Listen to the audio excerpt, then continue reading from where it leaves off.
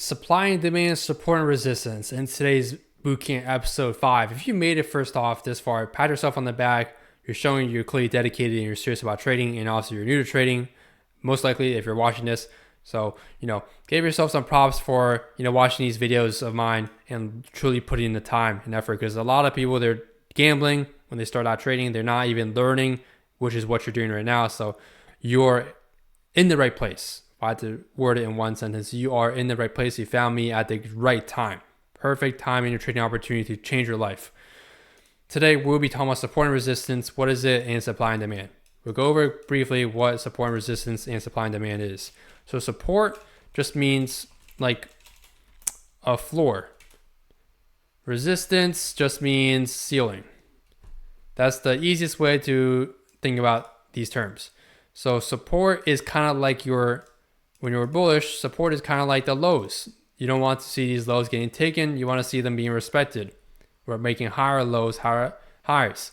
Resistance is, for example, we're bearish. You don't want to see highs getting taken, right? You want to see these highs being respected for the most part. That is resistance. Now, here's a distinguishing difference between support and resistance and trade supply and demand. To be honest, for the most part, they basically mean the same thing, guys. They just reworded concepts. People rename them, but they mean basically the same thing. But let's go over something that's slightly different. So demand means support.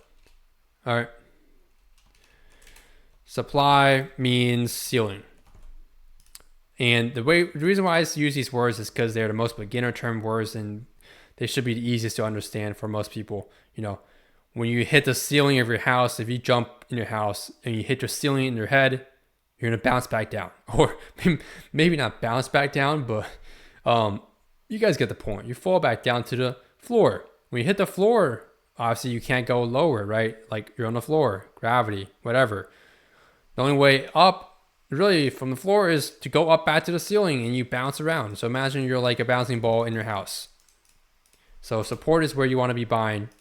And I forgot to mention this earlier in the bootcamp, but buying means longs. So depending on what you're trading, if you're trading futures and Forex, longs means to buy. So this is just more key terms. Again, if you want a whole list of these definitions, join the free Discord server, because I have a whole list of them jotted out for you so you can take notes on them and memorize each one. It doesn't take much, because once you say these terms over and over again, it's like brain dead information that you just have to know what they mean. That's it. Doesn't mean too much in terms of your profitability. Longs is just buying. Shorts means selling. All right, buying means you're anticipating price to go higher. Selling means you're anticipating price to go lower. So when you're buying, when you're longing, you make money in your trade when price goes higher than your initial entry price. If you enter at $100 and price is at $120, you are in profit in your longs, aka buying. If you're selling, let's say you sell at $130, price is now at $100, you're in profit on your shorts, aka you're selling. That's how P&L kind of works. Forgot to make a video discussing that, but that's basically how P&L works in trading. You can long or short, buy or sell. Now, if you're trading options, so if you're not trading, this is for Forex and futures. And futures. If you are trading options, this loads. It's called calls equals buying and puts equals selling. They're very weird names, right? But that's what they're called. So when you're trading option contracts, your contracts are called calls or puts. There was a way you could think of it. I remember I used to try to think of it in terms of when I'm calling someone, I'm trying to buy something. When I'm putting something, I'm like, imagine like putting, also known as kicking. It's another word I believe for kicking, I'm pretty sure. Like putting a kickball. Let's say you're playing soccer. You're putting a ball. That's how I think of puts, right? I'm kicking it away from me. I'm selling it. When I think of calls, I'm calling someone on the phone to buy something or sell them, buying them, buy something. So calls, I'm calling someone to buy. Puts, I'm kicking something away, I'm selling. That's how I was personally memorized calls and puts. It was confusing in the beginning, but trust me, once you trade enough, it's pretty straightforward. These are just certain terms you should understand. Again, last but not least, demand, support, same thing. Resistance, supply, ceiling, same thing.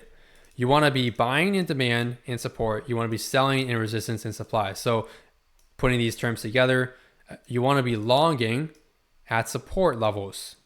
You want to be longing in demand areas. You want to be shorting in resistance levels. You want to be shorting in supply. Now, what's the difference here between support and resistance and demand and supply? If they definition-wise equate to the same thing. Here it is. I'm going to break it down for you guys because this is how most people define it and it makes sense. Support and resistance is you drawn using a line. These lines here are called key levels in trading. I discussed this in the WAP Free Beginners course, but I've discussed it once again. These are called key levels in trading. Let me hopefully you can make this text bigger. Okay, never mind, I guess.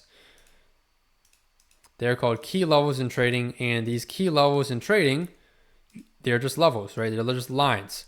Demand and supply is what most people refer to as demand zones and supply zones. That's the full term. So the full term is called demand zones, supply zones. The full term for support and resistance is support levels and resistance levels, or key levels. I just like to call them levels. So imagine something like this. Price is trading. We hit a key level of support. That means when price hits this level or price point, you're looking for longs, buying. Now, if we're trying to short the market, price going up towards a key level of resistance. You're trying to sell the market here.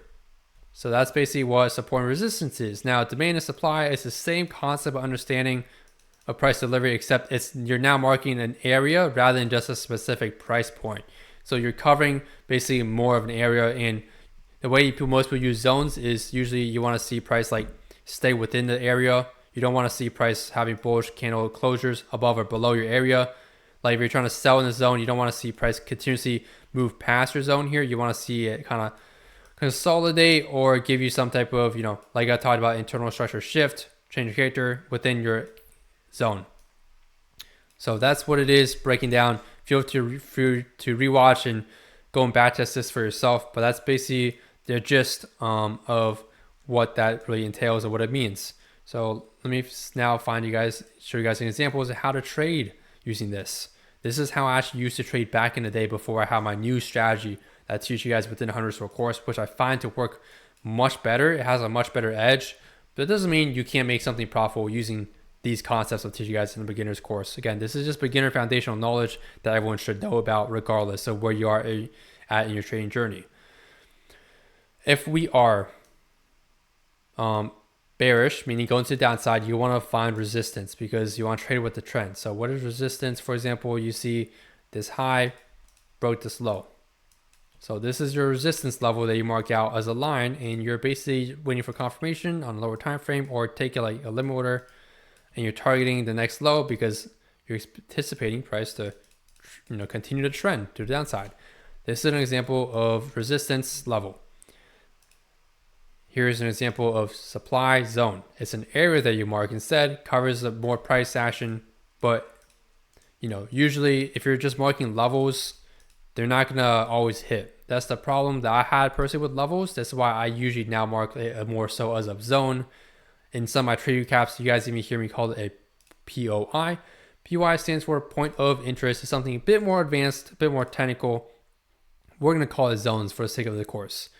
Here's another supply zone, right? You can see we tapped it once, failed to go lower, we tapped it again, and boom. Now there's a reason why we tapped it twice here. Not explaining too in depth here. Course members know about it. I don't want to go overcomplicate stuff here for you guys beginners. Point is, this is a supply zone, meaning when we come back up here, this is an area where price should be dumping from because we want to continue this trend, right? So that's basically key levels and supply and demand zones. Here, I'll give you guys examples. Demand. Here's a demand zone here. Why? Because you're marking this because this made a nice move to the upside. We did not break structure, so it's not as strong, but we did have a nice move here.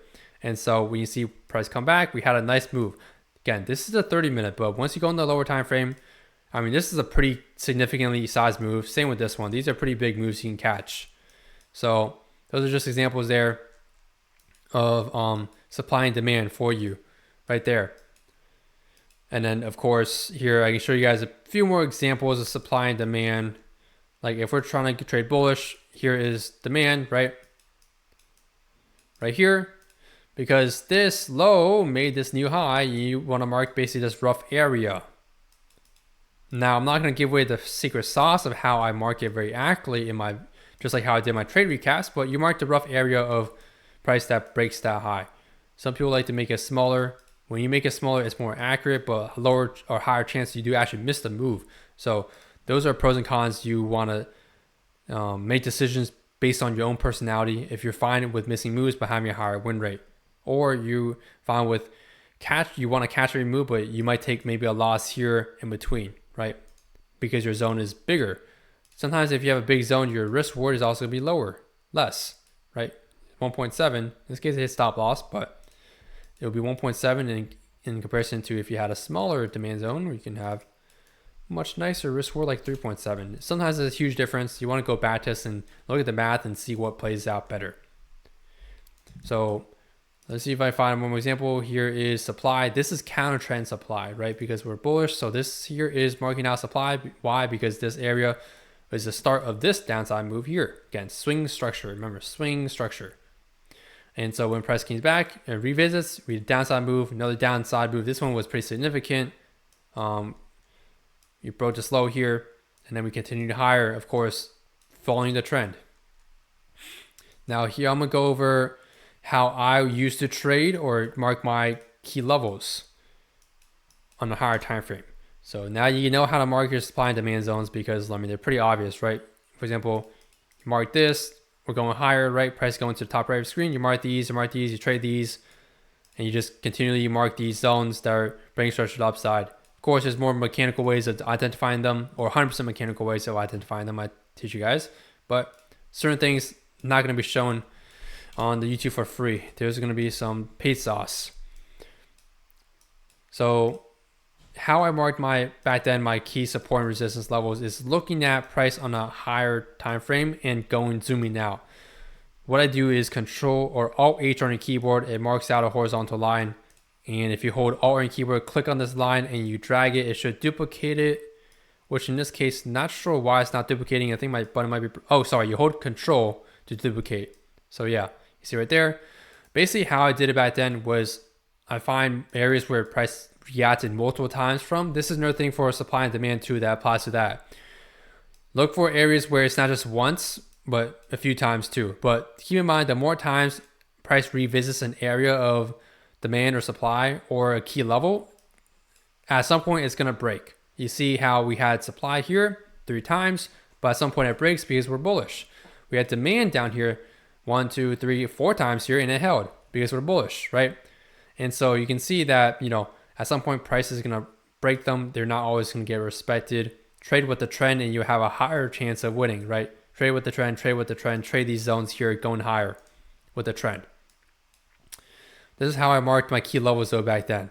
You find areas where price rejects from multiple times, in this case here, and I just do Alt H on my keyboard and draws the entire line, infinity to the left, infinity to the right. Here is my demand here, and you'll see later in the future, even though it got broken here, look what happens. We broke it, we came back and used this previous supply as future demand. This is what you call as a break and retest. We break above, we retest it to go higher. Break and retest twice actually. And you see later, even though we held all this demand, look at what happens when price comes all the way back down here. Price goes to this key level here and makes another new swing high in the market. So you can see how these levels are always gonna be respected no matter what in the future. You see price comes back up here, break, retest this previous level of supply, holds it. Now this is demand, comes back, break, retest, continue higher. And you can even mark, for example, here, my alert just went off for trading, but you mark this here as your supply, for example, or resistance level. But keep in mind, remember, in a bullish market, highs are weak. When we have highs are weak, that means it's very likely to not hold. In this case, we blew through it, but later, of course, we went back down because price does not go in a straight line at all times. I can find more examples of being able to mark these. We just go further back in price and time. For example, you'd mark these highs because We had a nice rejection here. So when price comes back, again, you're anticipating this high to get taken, and then you take your reversal because we're in a bullish market. We're clearly going to the upside here. Doesn't take much science to see that we're uptrending. So you wait for the high to break, and then you take your short, basically, aka selling. And then, of course, you just do Control H for other areas. You can see in this case, like you have demand here, right, that you can mark out. But later, as you can see, we broke below, break and retest. Now this is acting as supply, going lower. Now we go up here, we fail the supply because obviously we're bullish. So we go higher, break, retest, go higher, break, not break, go into the downside. Now this is acting as demand once again, and we continue higher. You see new support here, so you draw this line here, and you can see when price comes back to this key level, we do make a move up here, and then you draw this here because we had resistance, right? We came back, we had a nice short here, and later once you break above, it doesn't actually fully retest in this case. Not always going to be perfect. That's essentially how I traded key levels back in the day. You can use it as confluence in your trading if you like, depending on how you want to. Feel free to, but make sure you backtest. I will be doing a separate bootcamp video discussing backtesting because I do believe that backtesting is actually important and something you should definitely be considering when it comes to trading. So yeah, hope you guys do enjoy today's little video talking about, at this point in the bootcamp episode 5, you should know about how to read candles, how to determine trend, bullish or bearish. You should know some terminology at this point. Internal versus external structure.